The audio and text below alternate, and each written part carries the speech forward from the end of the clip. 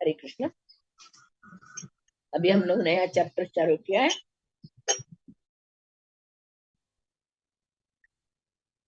ब्रह्म द्वारा यज्ञ की इधर दक्ष द्वारा यज्ञ की समाप्ति। ये चैप्टर का नाम दक्ष द्वारा यज्ञ की समाप्ति। हम लोग कल के क्लास में हम लोग देख चुके, सुन चुके। ब्रह्मा जी शिव जी को मनाते हैं, आइए आप अपना यज्ञ का भाग स्वीकार कीजिए। और जो जो जिनको क्षति हुई थी, जो देवताओं को जिसका दांत निकल गया, जिसका मूंछ निकल गया, जिसका आंख निकला, उनका और जो जिसको भी क्षति हुआ उनका उनका उद्धार कीजिए और अपना भाग लीजिए करके ब्रह्मा जी स्तुति करने के बाद शिव जी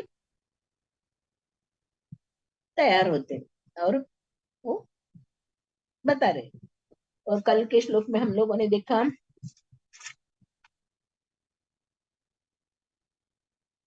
मैं शिव ने कहा, मैं पूज्य हे पूज्य पिता ब्रह्मा जी, मैं देवताओं द्वारा दिए गए अपराधों की परवाह नहीं करता, क्योंकि वे देवता बालकों के समान अज्ञान अज्ञान अल्प ज्ञानी है। अतः मैं उनके अपराध पर गंभीरता पूर्वक विचार नहीं करता, नहीं करा मैंने तो उन्हें राह में लाने के लिए ही दंडित। इधर हम लोग देखते हैं ना, भगवान जो दंड देते हैं, दंड देते हैं, इसका मीनिंग क्या है? हा? उनको सुधारने के लिए।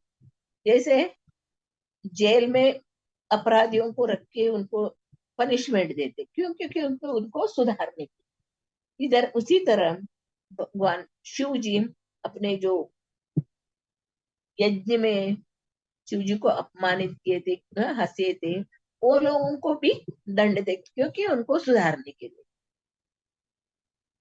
इधर हम लोग थर्ड श्लोक में देखा, क्योंकि दक्ष का सिर पहले ही जलकर भस्म हो चुका है और उसे बकरे का सिर प्राप्त होगा।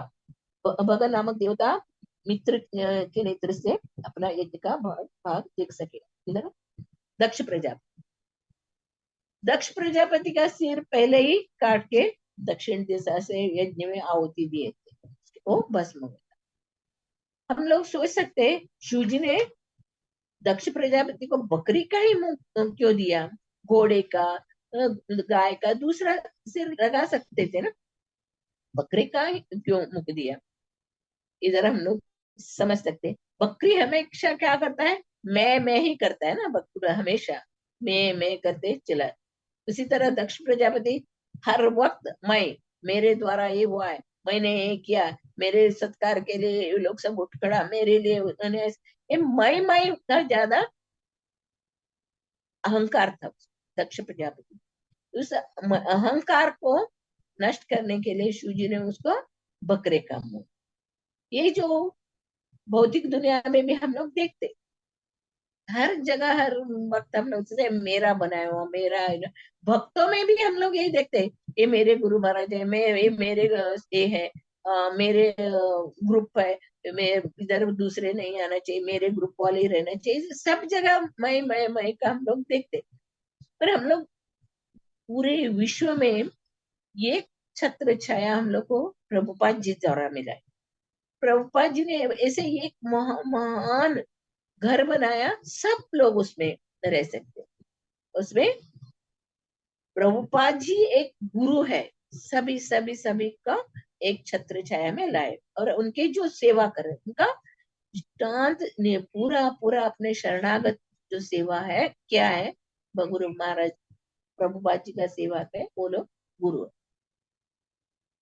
और हम तो सब लोग प्रभुपाद जी के द्वारा दीक्षा ले, फिर प्रभुपाद के दीक्षित गुरु के द्वारा दीक्षा ले, सभी भक्त है, सभी प्रभुपाद के ही शिष्य है। हम लोग ये नहीं मानते ये मेरे गुरु है, ये मेरे संग है। अभी हम लोग सब जगह ये देखने को मिलता है, भक्तों में भी ये देखने को मिलता है।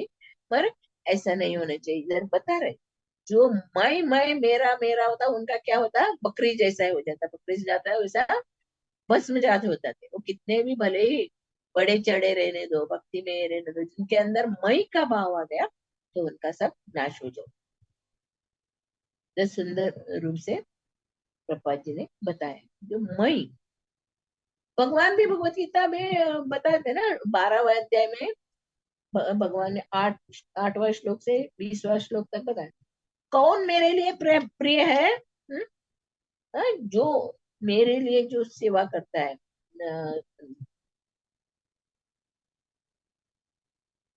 श्लोक वो ना, जो घर घर बार की चिंता नहीं करता है, अपने सगे वालों को चिंता नहीं करता है, वो सिर्फ शरण में आता है, वो मेरे भक्त है। जो अभी हम लोग भौतिक दुनिया में क्या कर रहे हैं, पहले मेरा मेरा हिस्सा, मेरा ये, मेरा घर, मेरा पति, मेरा संसार, मेरा, उसके छोड़ के हम लोग आगे ही नहीं जाते, आगे स्टेप ही नहीं रख सकते हैं। इसके वजह से हम लोग भक्ति में आगे नहीं बढ़ रहे ना। समः शत्रौ च मित्रे च तथा मानापमानयो शीतोष्ण सुख दुखेषु समसंग विवर्जिता तुल्य निंदा स्तुतिर्मौनि संतुष्टो येन केनचित् अनिकेता स्थिरमतिर् भक्तिमान ने प्रियो नरा करके हम लोग 12 चैप्टर भक्ति योग में हम लोग जान। मान अपमान, घर की चिंता नहीं, सब किसी अपने खुद की चिंता नहीं, पूरा भगवान के शरण में जान। लोग अपनी, हमारे गुरु महाराज की जो उनकी शिक्षा है, उन्होंने उनका आचरण से हम लोग देखते हैं गुरु महाराज किस तरह खुद के लिए एक तो पैसा भी नहीं रखे, पूरा भगवान की सेवा में लगा है, पूरा पूरा भगवान समर्पित थे। ऐसे गुरु महाराज हमारे गुरु है, इसके लिए हम लोग को बहुत ये लगता है मन में, हम लोग कितने भाग्यवान जीव है ऐसे गुरु महाराज के शिष्य। जब प्रभुपाद जी ने बहुत सुंदर ढंग से ये श्लोक में बताया, कभी भी हम लोग को मैं बोला नहीं चाहिए, मैं मेरा नहीं बोला, ये सब भगवान द्वारा मिला है, भगवान का है, गुरु महाराज की कृपा से मिला है। हम जब भी हम लोग को यश प्राप्ति होता है, कुछ भी हम लोग सक्सेस, हाँ मेरे, मैंने किया ऐसा भाव आ जाता है हमारे इधर। उसको इस भाव को नष्ट करने के लिए इधर बता रहे हैं, कभी भी हमारे अंदर मैं का भाव नहीं आना चाहिए, क्योंकि सब कुछ भगवान का है।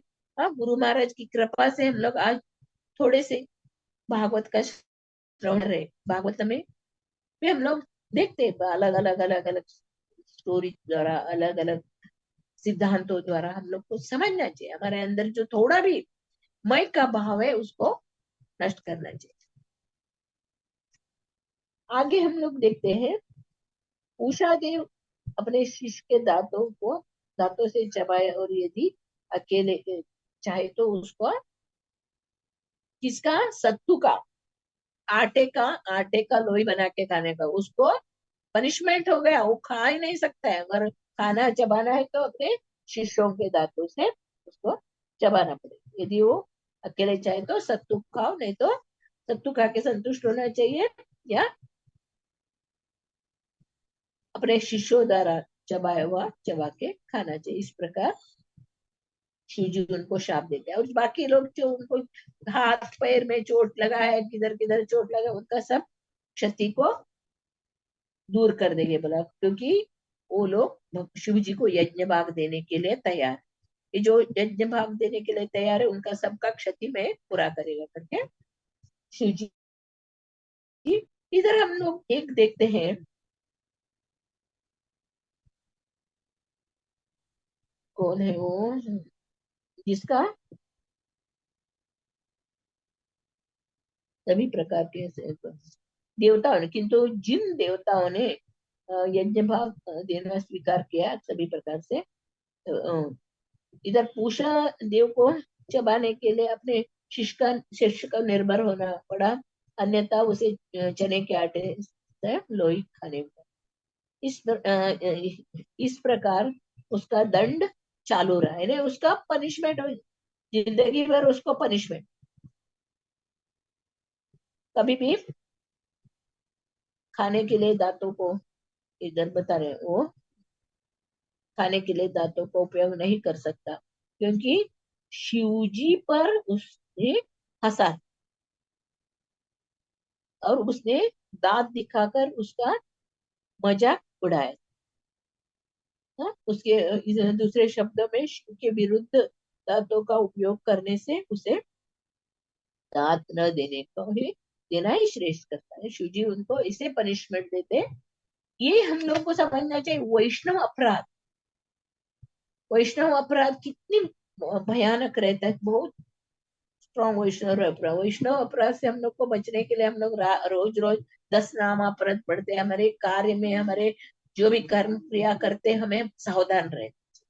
अभी भौतिक दुनिया में हम लोग देखते हैं, कोई डार्क कलर वाला, कोई टेंगड़ा, कोई अलग, सब लोग हंसते हैं, उनको देखे हंसते हैं। मजाक उड़ाते ये गलत।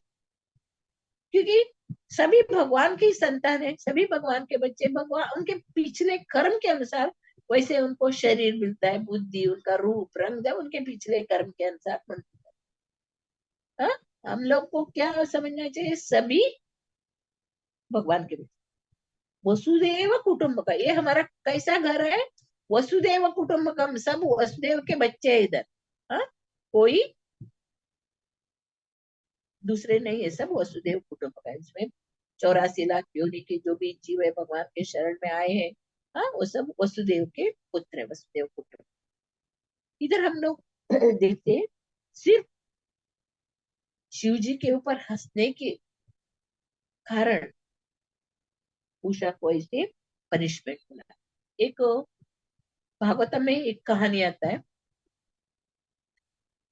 वसुदेव जी भगवान कृष्ण को लेके एक बार शिवरात्रि में अंबिका अंबिका उद्यान जाते हैं, अंबिका उद्यान में जाते हैं।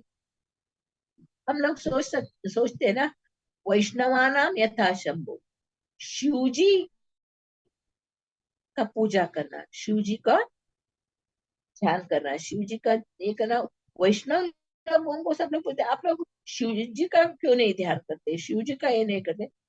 ऐसा नहीं है, शिव जी का भी हम लोग पूजा करते हैं, मगर किस तरह पूजा करना चाहिए, शिव जी से प्रार्थना करना चाहिए, हमें कृष्ण भक्ति मिले, हम लोग को कृष्ण की भक्ति मिले। इस तरह हम लोग शिव जी से प्रार्थना करके पूजा करेगा तो ठीक है।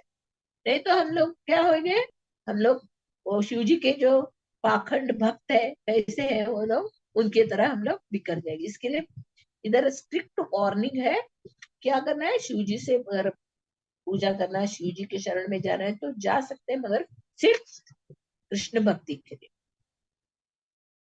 वसुदेव जी सब अपने सब अपने मित्रों को लेके अंबिका उद्यान में शिवरात्रि के दिन जाना निश्चय करते, कृष्ण को लेके सब लोग अंबिका उद्यान में जाने के लिए निश्चय करते, तो शिवरात्रि मनाने के लिए। तो लोग सब बैलगाड़ी में बैठ के उधर अंबिका उद्यान में जाके पहुंचते। रात हो गया था, सब लोग अपने अपने नित्य कर्म करके सो रहे थे, और वो बस घूम रहे थे, दिख रहे थे, तो उतने में एक बड़ा सांप उसको पकड़ लेते हैं। सांप पकड़ लेता है तो वसुदेव जी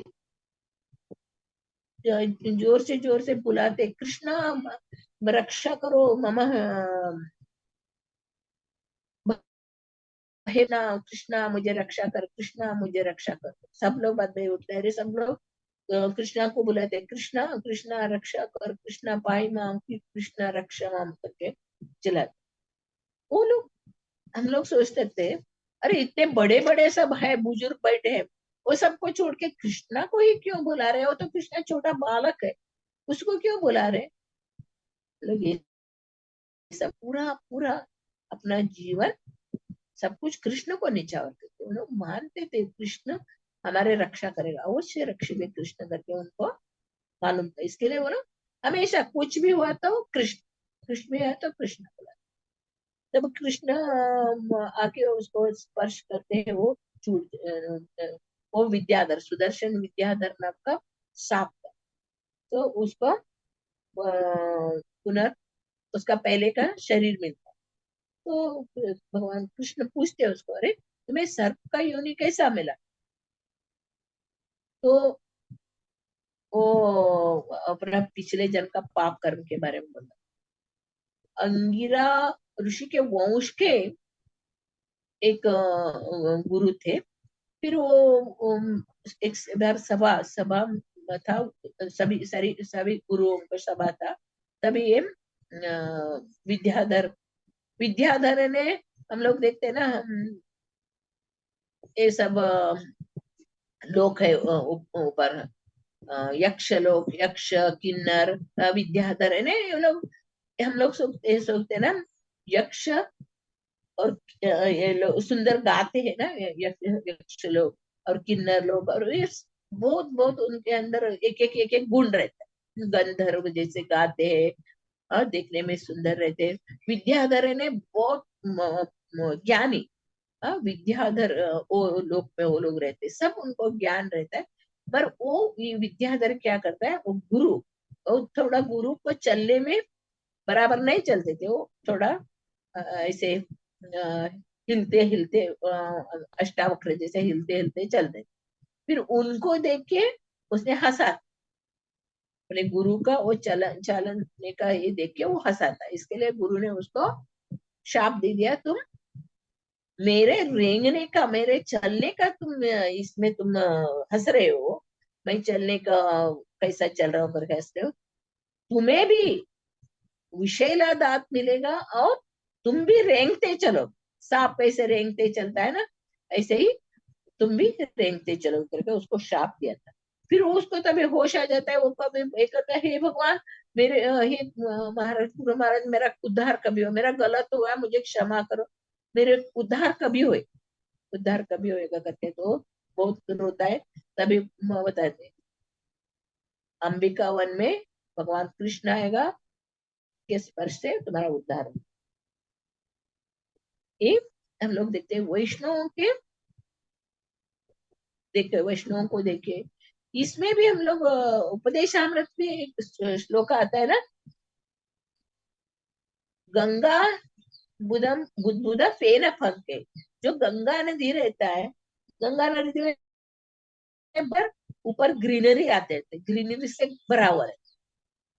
जो भक्त रहता है उसको मालूम है गंगा कभी भी अशुद्ध नहीं होता। वो क्या करता है, वो ग्रीनरी जो आया था उसको हटा के उसमें नहा के उसका आचमन करता है, सब करता है। जो भक्त है, गंगा मुदम फेना पंके, जो गंगा कभी भी दूषित नहीं होते, वैसे शुद्ध भक्त जो रहते हैं कभी भी वो गलत काम नहीं करते और हमेशा शुद्ध रहते हैं। हम लोग को भले ही उन लोग का ऐसा भी उनका कभी भी अपने कार्य से उन्होंने गलत नहीं करते, उन्होंने हमेशा शुद्ध भक्त भगवान के चरण में अपना मदिरा। हम लोग को लगता है भौतिकवादी लोग, और हम लिख देखते हैं ना, हम लोग थोड़े लोग रहते हैं अपने तिलक कंठी लगा के अपने आप को भगवान के भक्त मानते हैं। फिर ये लोग नकली ढोंगी करते, वो लोग अपना पराया ऐसे भेदभाव करते, वो लोग भक्त नहीं हो सकते। भक्त जो विद्या विनय संपन्ने ब्राह्मणे गवी हस्तिनी शुनि चैव शफाकेच पंडिता समदर्शित। हाँ, उनके अंदर ऐसे ज्ञान रहता है, उसको विनय। कभी भी हम लोग देखते हैं ना, फल से भरा हुआ पेड़ ऐसा हमेशा झुका हुआ रहता है, झुका रहता है। इसे जो ज्ञानी, जो विद्या से संपन्न है, वो हमेशा विनम्र रहते, वो कभी भी अहंकार नहीं करते, एकदम विनम्र रहते हैं। और सभी के अंदर, चांडाल रहने दो, कुत्ते खाने वाले दो, हाथी रहने दो, ब्राह्मण रहने दो, सभी के अंदर भगवान का दर्शन करते, एक समान विनम्र भाव। हम लोग अभी अभी पढ़ते आए ना, भक्तों के गुण में कैसा होना चाहिए, कैसा भी हम लोग पीछे श्लोक में सब पढ़ा है। ऐसे भक्त हमेशा भगवान के समान ही गुण रहता है भक्तों का अंदर। वही बोला ना, हम लोग कैसे चंदन घिसते घिसते घिसते हमारे अंदर हाथ में भी चंदन का स्मेल आ जाता है। ऐसे कोयले के खान में हम लोग उतरेंगे तो कोयला का भी रंग हमारे हमें लगता है। आग में लोहे के डालेगा तो लोहा तपने के बाद वो आग जैसा बन जाता है, लोहा नहीं रहता। वैसे जो भी शुद्ध भक्त भगवान के शरणागत है, भगवान के शरण में अपने आप को समर्पित है, उसके अंदर भगवान का सब गुण आ जाए। हमने अभी पढ़ा है ये। हमेशा जागरूक रहना चाहिए हम लोग को। भक्तों, भक्ति में जो भी आगे बढ़ना चाहिए चाहते हैं उसको हमेशा सतर्क रहना चाहिए। सभी के साथ विनम्र, सभी के साथ, सभी लोग अपने प्रभुपाद जी के शिष्य, सभी लोगों के साथ हम लोग मिलके जुल के रहना चाहिए। मेरा दूसरा पराया नहीं करना चाहिए। अगर हमारे आचरण ही सही नहीं है तो हम लोग दूसरों को क्या सिखा सके। पहले हमारे आचरण को सीधा करना चाहिए। चैतन्य महाप्रभु साक्षात भगवान है, भगवान होने पर भी एक आचार्य के रूप में आके हम लोग को सिखा रहे। हरे कृष्ण महामंत्र, पापी तापी जो भी हो, हरे कृष्ण महामंत्र लेने से उद्धार हो जाएगा। क्योंकि एक एक को हाथ पकड़ के इसलिए हम लोग भी सुन रहे, देख रहे। और हम लोग भागवत कथा का भी देखते हैं। भागवत कथा का भी दो धनार्थी और दूसरा कृष्णार्थ। धनार्थी लोग क्या करते हैं, वो इतने पैसे देके भागवत कथा करते हैं ना। वो लोग धन की इच्छा से भागवत कथा, और उनका क्या रहता है, लोगों को खुश करना। भक्ति बढ़ाना ये नहीं है, लोगों को खुश करना। लोगों को खुश करने से क्या, ज्यादा से ज्यादा पैसे देंगे, डोनेशन देंगे, तो धनार्थ। और जो दूसरे भागवत करते हैं वो कृष्णार्थ, भगवान कृष्ण की भक्ति ही उनको सुनना है। भगवान के अलावा लोग दूसरा कुछ भी सुनने का नहीं, ऐसे भाव दे रहे थे। चाहे इनका राधा गोविंद महाराज का कथा, भागवत कथा होता था, तभी हम लोग भागते थे। मीरा रोड, रास बिहारी मंदिर में कभी भी कथा है तो हम लोग राधा गोविंद महाराज कथा करते थे। तो 18,000 श्लोक पढ़ते बैठते, पठन करते रहते। एक साइड में जो शिष्य लोग रहते, 18 रहते, राधा गोविंद महाराज उनमें से जो एक वृत्तासुर विषय रह दो, गोपी गीत का रह दो, ऐसे एक टॉपिक लेके पूरा 7 दिन, पूरा 7 दिन उसी को हम लोग को पूरा समझना चाहिए। इसे उस बताते, वही भागवत कथा सुनने मात्र से हमारा अंदर का जो भी पाप ताप है नष्ट हो जाता है। प्रभुपाद जी ने इसके लिए हम लोग उनके लिए नित्यम भागवत सेवा, प्रभुपाद जी बता रहे हम लोग को। पहले क्या होता था, एक बरस में पूरा भागवत कथा पढ़ते रहते। कभी भी कथाकार बीमार हो जाता था, कभी कथाकार को कुछ काम रहता था, ऐसे बरस तक वो चलते चलते चलते रहता था। वो इतना ये नहीं हुआ। फिर बाद में जो रजोगुण से, वो तमोगुण वाले हैं, भागवत कथा परस्यों से भागवत कथा से तमोगुण वाले, फिर रजोगुण वाले, रजोगुण वाले भागवत कथा कर रहे थे। कैसे, वो 7 दिन में, 7 दिन में पूरा 18,000 श्लोक होके उसमें से। और इधर हमारे इस्कॉन में, इस्कॉन में जो कथा कर रहे हैं वो सिद्धांतों के ऊपर, उसके जो हम लोग कथा उसके सिद्धांत के साथ ही समझना चाहिए। हम लोग वही राधा गोविंद महाराज एक बार कथा कर रहे थे ना, उनका स्टार्टिंग में ये प्रणाम मंत्र था। प्रणाम मंत्र था, वो प्रणाम मंत्र ही एक दिन पूरा किया, उसके बारे में बोला। फिर दूसरे बारे दिन उन्होंने वो पहले का श्लोक बोला। तो जो कथा के लिए जो आयोजन किया था, वो जो धन ये किया था, अर्जन धन खर्च किया था, वो महाराज कथा बताइए, भागवत कथा बताइए, भागवत। तो मैं भागवत कथा ही बता रहा हूँ मैं। फिर तो एक दिन हुआ, 2 दिन हुआ, तीसरे दिन उन्होंने एक एक करके वो मेन श्लोक एक बताने में बोलने लगे। तो बोल रहे आप भागवतम में कितना चैप्टर है उसका पूरा कथा बताइए। तभी राधा गोविंद महाराज बताया, आपको कहानी चाहिए, कथा नहीं चाहिए, वो कहानी चाहिए। तभी उन्होंने क्या किया, पूरा चैप्टर का नाम बताया और हरि बोल बोला। यानी जो भागवत कथा हम लोग को कहानी के रूप में नहीं सुना, कहानी के रूप में हम लोग को यूट्यूब में, टीवी में सब देखने को मिलता है, सुनने को मिलता है। पर ये कथा भागवत कथा है, ये अमृत है। उसको कैसे हम लोग पीना चाहिए, कानों द्वारा, पता है ना। कानों द्वारा इस अमृत को पीने से हमारा उद्धार हो जाता है। इसके लिए गोपियां गाते, तव कथामृतम तप्त जीवनम कविभिरीडितम कल्मषापहम श्रवण मंगलम श्रीमदाततं भुवि गृह्णन्ति ते भूरिदा जन, भुवि गृह्णन्ति ते भूरिदा जन, भुवि गृह्णन्ति ते भूरिदा। भगवान आपका कथा इतना सुंदर है, वो हम लोग सब जल रहे, भौतिक संसार में हम लोग सब क्या कर रहे, जल रहे। संसार दावा नल बीड़ लोका, हम लोग गुरु आरती में गाते ना, इस संसार क्या है, दावा नल है। इधर सब लोग तप रहे, कोई आध्यात्मिक, आदि दैविक, आदि भौतिक, जो प्रकृति के ताप से एक न एक प्रकार से हम लोग जल रहे। ऐसे जलते हुए इस संसार में भगवान कृष्ण की कथा ही एक अमृत के समान। तव कथा अमृतम तप्त जीवन कविपीड़ित कल्मशम। अब वो कथा को सुनने मात्र से हमारे अंदर जो भी कल्मश है वो नष्ट हो जाए। कवि विरीडितम कल्मशापम श्रवण मंगलम, सिर्फ श्रवण करने से, भगवान की कथा का श्रवण करने से हम लोग का मंगल ही मंगल हो जाता है। भगवान की कथा सुनने से श्रवण मंगलम श्रीमदाततम भूमि गृह्णन्ति भूरिदा जना। जो बुद्धिमान है, जो भक्त है, वो आपका कथा का गान करते रहते, प्रशंसा करते रहते, बार बार बार बार कथा का सुनते रहे भूरिदा जना।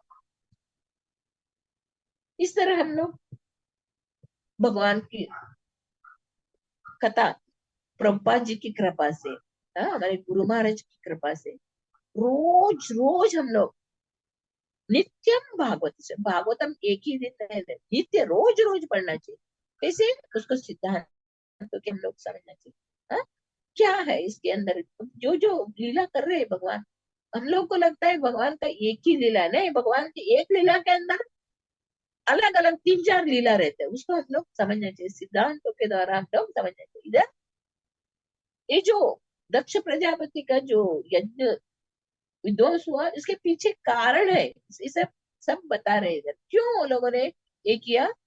क्योंकि दक्ष प्रजापति मैं का अहंकार दिखा रहा था, और दूसरे बाकी सब लोग वैष्णव का निंदा कर रहे थे। ये सब जो है सिद्धांत हम लोग को जाना चाहिए, हम लोग का आचरण शुद्ध होना चाहिए। चैतन्य महाप्रभु बता रहे ना, त्रणादपि सुनिचेन तरोरपि सहिष्णु अमान्य न मान देना कीर्तन से। हमारे स्वभाव ऐसा होना चाहिए, तृण से भी नीचे, तृण के ऊपर कितने कुचलते हम लोग, कोई बोले तो हमारे मन में ऐसा अपमान हो जाता है, उन्होंने ऐसा बोला, इसने ऐसा कहा, उसने मुझे नहीं बुलाया, उसने मुझे नहीं ऐसे हम लोग अंदर ऐसे अहंकार रहता है। इसके लिए बोलते त्रणादपि सुनिचे न तरोरपि सहिष्णु।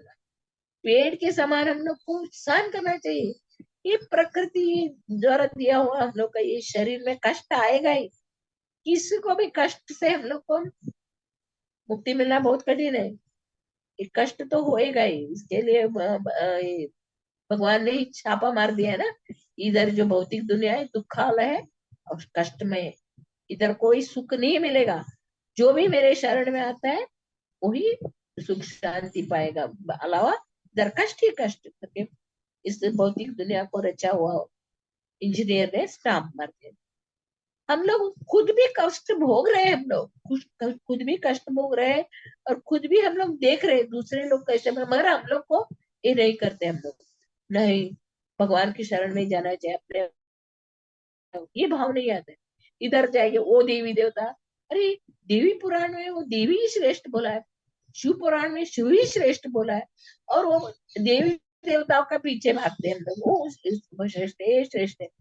हम मूर्ख लोगों को ये हम लोगों को पनिशमेंट कर देने के लिए हम लोग भी मई करने वाले, हम लोग भी अपराधी, हमारे अपराध को शिक्षा दे रहे, शिक्षा दे रहे, हम लोग को सुधार रहे। देखो मैं बोलना नहीं, किसी के ऊपर हंसने का नहीं, ये सब हम लोग को शिक्षा दे के सिखा रहे, क्योंकि इससे क्या आप लोग को कैसे नरक में जाना पड़ेगा, कैसे कष्ट भोगना पड़ेगा। और एक स्टोरी है, चैतन्य महाप्रभु की लीला में, चैतन्य महाप्रभु के बहुत प्रिय शिष्य रूप गोस्वामी पद हमेशा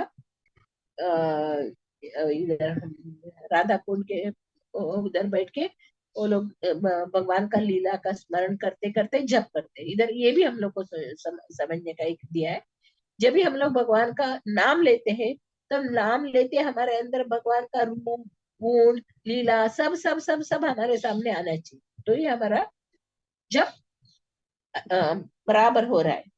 नहीं तो हम लोग को सोचते रहे हमें हमें जप में रुचि नहीं है, कथा में नींद आता है, कथा में हम लोग को रुचि नहीं है, ये तो हम लोग समझे हम लोग अपराधी है, हमारे अंदर अपराध है, इसके लिए हम लोग को कथा में रुचि नहीं है, जप में रुचि नहीं है, हम लोग समझना चाहिए। इधर रूप गोस्वामी पाद जब भी जब चैंटिंग करते, राधा कुंड के किनारे बैठे थे, तो उनके सामने वो जब सब लीला दिखता था वो, और वो लीला देखते थे और उसको ही वो लोग लिखते थे, लिपिबद्ध करते थे, अपने ग्रंथ में लिखते थे।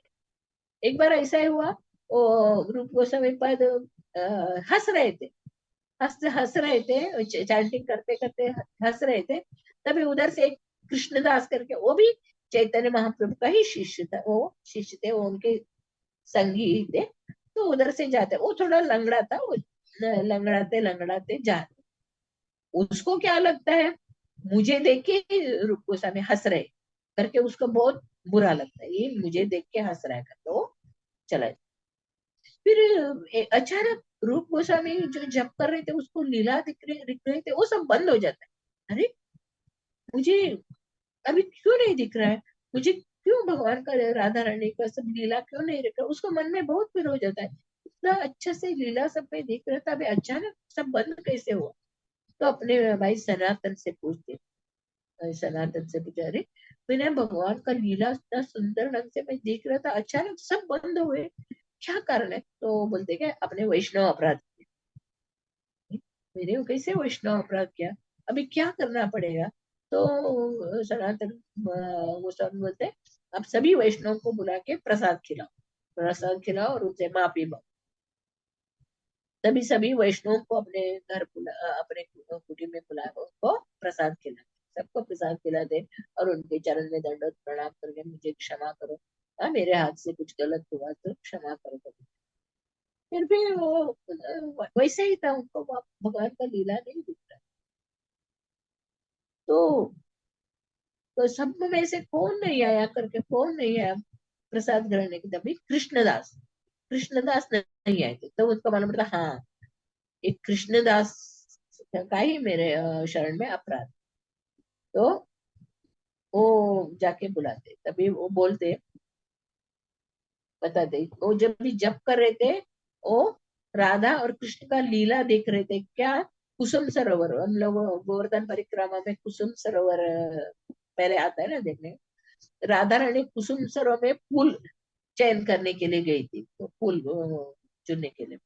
तो भगवान कृष्ण उधर वनमाली बन के खड़ा रहते, वो बोलता है ये मेरा बगीचा है, इधर कोई दूसरे लोग हाथ फूल नहीं ले सकते, वनमाल, मैं वनमाली हूँ, इधर ये मेरा ही बगीचा है, इधर आप लोग को ये देना पड़ेगा, वो फूल चुन दो। तो राधा रानी की सखिया सब बोलते हैं, तुम कौन कहाँ का हो, ये तो कौस का राज्य है, कौस का उद्यान है, कौस का गार्डन है, और ऐसे देखे तो रानी का ही इधर है ना, राधा रानी महारानी है, इधर सबकी रानी वही है, उसी का है, बने आपको कैसे हम लोग पैसे देंगे, तो करके वो लोग भगवान कृष्ण को जानते हैं, वो लोग वही करते हैं, उनके साथ झगड़ा करते नहीं।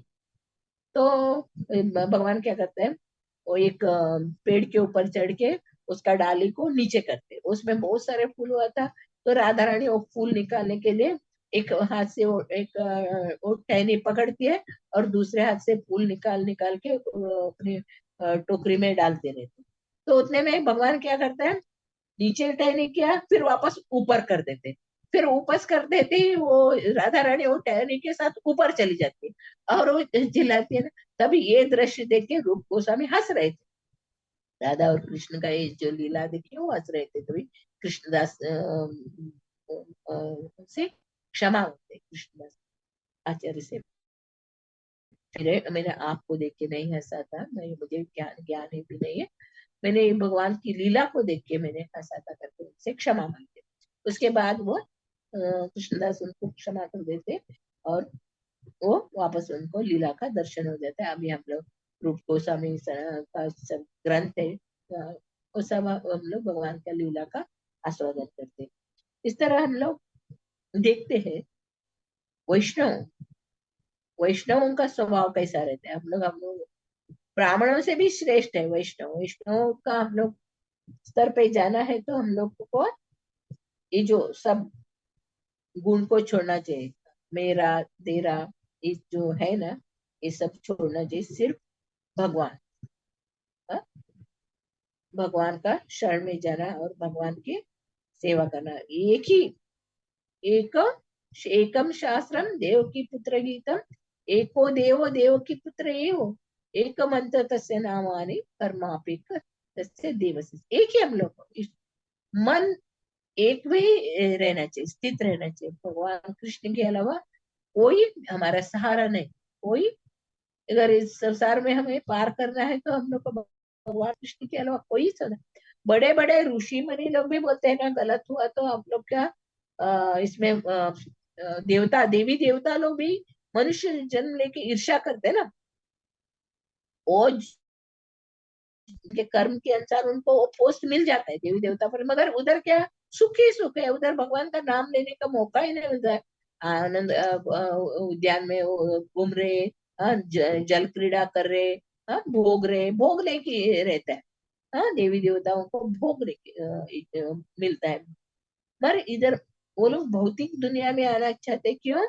क्योंकि भगवान मनुष्य जो इस भौतिक दुनिया में जो जन्म लिए वो भगवान के जप नाम का जप करके भगवान का चरण में शरणागत होने से उच्च पद को प्राप्त कर सकते हैं करके उनको मानता है। इसके लिए वो लोग भगवान से प्रार्थना करते हैं, हमें मनुष्य जन्म दे दो ताकि हम लोग भगवान की भक्ति में बने रहे। हम देवी देवता लोग भी कितने अपराध करते हैं, हम लोग भी देखा है ना। उन लोगों को अगर थोड़ा सा भी भाग यज्ञ में उनको भाग नहीं मिला, यज्ञ में भगवान ने पहले ही बोला, सृष्टि के प्रारंभ में बोला आप लोग यज्ञ करना, यज्ञ में सभी देवी देवताओं को भाग देना चाहिए, लेना चाहिए, इससे आप संसार में सुख से रहेंगे करके भगवान ने पहले ही भगवत गीता में बताया। इधर हम लोग भगवत भागवतम में देखते जब भी परंपरा से भगवान नंद बाबा और यशोदा मैया ये इंद्र के पूजा करते, इंद्र का पूजा करते। इंद्र देता है, इंद्र सब हमारे रक्षा करते, इनके पूजा करते। तो कृष्ण भगवान कृष्ण के वचनों से वो लोग इंद्र का पूजा बंद करके गोवर्धन का पूजा करते। इतने वर्षों से परंपरा से वो लोग करते आए हैं, मगर एक बार जब भी भगवान कृष्ण ने बोला गोवर्धन पूजा करो करके गोवर्धन पूजा किया, तो उसको इतना गुस्सा आ गया, इतना गुस्सा आ गया। और इंद्र ने क्या किया, पूरा वृंदावन को मुसलधार बारिश से पूरा वृंदावन को डूब दे। अरे इतना गुस्सा। तो वो लोग भी भगवान को नहीं समझ सकते। उन लोगों को भी जरा उनके इसमें गलत हुआ तो उनको गुस्सा आ जाए। इसके लिए मनुष्य जन्म ही सर्वश्रेष्ठ जन्म है। अगर हम लोग एक ज्ञान, वैदिक ज्ञान को हम लोग प्राप्त करके भगवत धाम आसानी से जा सकते।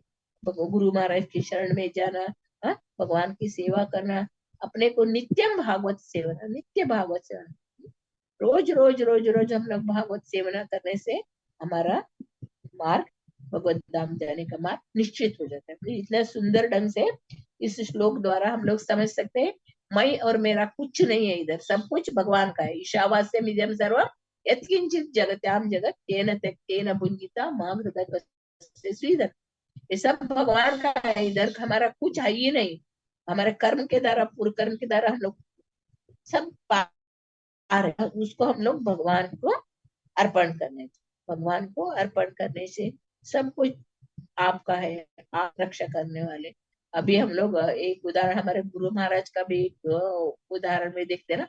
वो जो टाटा कंपनी के इतने बड़े पोस्ट में थे, उनका सैलरी कितना था, वो पूरा पूरा सैलरी प्रभुपाद के चरण में अर्पित करते थे, प्रभुपाद को देते थे। तो प्रभुपाद जी बताते थे, अरे थोड़ा तो रखो आपके लिए। नहीं, मुझे चाहिए तो मैं लेगा आपसे करके, इतने हम्बल स्टेटस थे हमारे गुरु महाराज। इसके लिए हम लोग को सोचना चाहिए कम से कम उनका चरण रज का एक गुण तो हमें मिले। इसके लिए हम लोग भगवान से प्रार्थना करते थे, गुरु महाराज से प्रार्थना करते, कम से कम हमें थोड़ा तो आपका गुण हमारे अंदर आए। तो सुंदर ढंग से इधर शिव जी बता रहे और प्रभुपाद जी के तात्पर्य द्वारा हम लोग समझ सकते हैं कैसे हमारा जीवन आचरण। हरे कृष्णा। श्रीमद् भागवतम की जय। श्री प्रभुपाद महाराज की जय। कुछ समझ में नहीं आए तो पूछ सकते हैं।